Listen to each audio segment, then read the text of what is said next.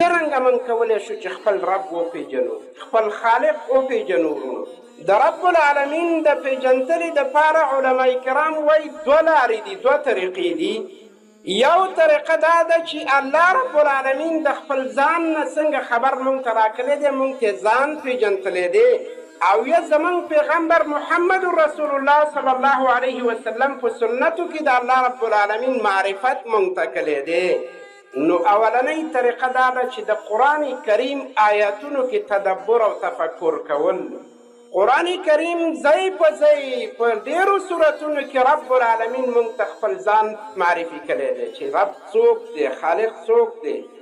آیت کرسی چې موږ وایو الله لا اله الا هو الحي القیوم لا تأخذه سنة ولا نوم، دا آخره پورې دا ټول د رب العالمین صفت و معرفت دی چې رب هغه ذات دی، رب دغه ذات دی، رب دغه ذات دی.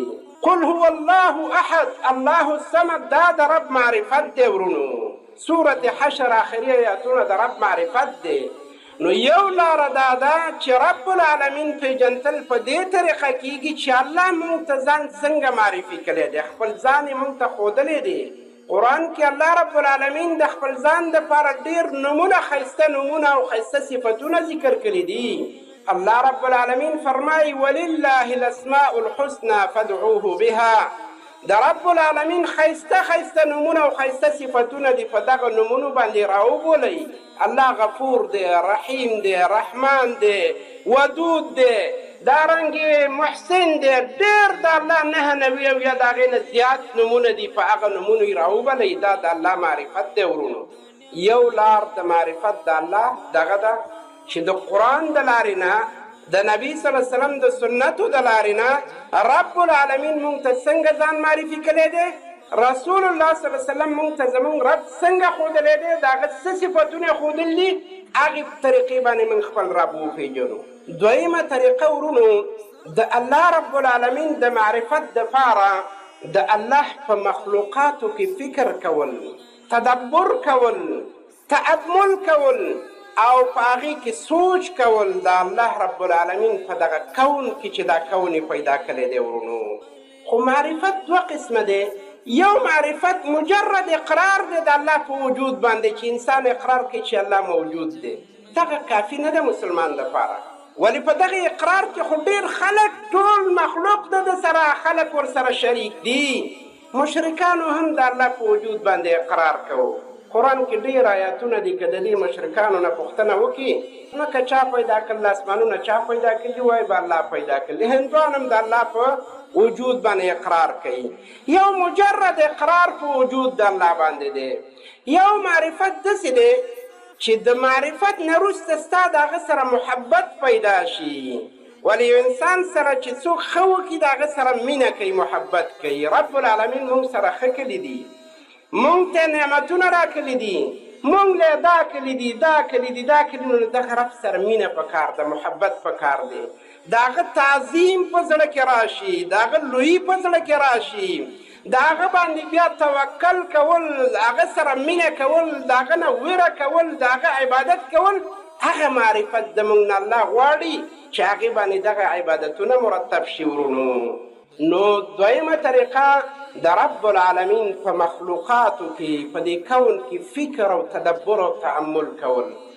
ورونو دغه تأمل او تفکر د الله په مخلوقاتو کې کول دا یو عظیم عبادت دی چې ډېر خلک د دې نه غافل دي.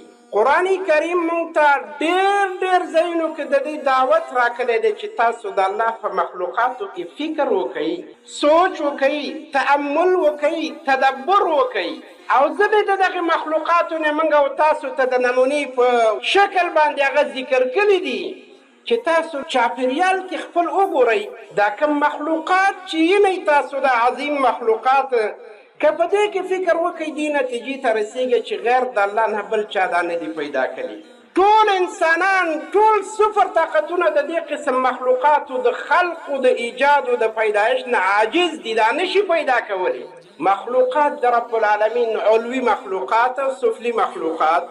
علوي مخلوقاتو کې د الله پاک اسمانونه، اوه اسمانونه، او په اسمانونو کې چې کوم مخلوقات دي چې د هغوی تعداد غیر د الله نه رب العالمین نه بل څوک بل چاته معلوم نه دی چې څومره مخلوقات په هغې کې دي.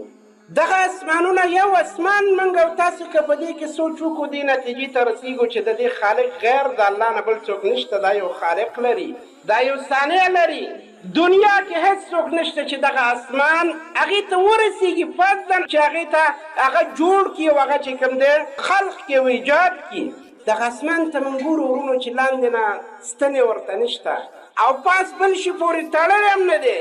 د الله په قدرت باندې الله وایي ما همدغسې سقف جوړ کړی دی چې پایې نه لري، ستنې نه لري او بر هم شي پورې تړلی نه دی. الله ساتي ده. قرآن کریم کې الله پاک فرمایي چې الله رب العالمین دی چې هغه ان الله یمسک السماوات والارض ان تزولا. الله دی چې ځمکه او اسمانونه د دې نه ساتي چې دا زایل شي او دا راولیږي. ولئن زالتا که چېرته دا راوغورځېږي ان امسکهما من احد من بعدي. دنیا کې څوک د دې قادر نه دی چې هغه بیا راټینګ کړي او د لیدلو نه وساتي. رب العالمین ساتلی دي. په دې اسمانونو کې بیا دغه نظام وګورئ، دغه اسمان د دنیا یې په ستورو ښایسته کړی دی.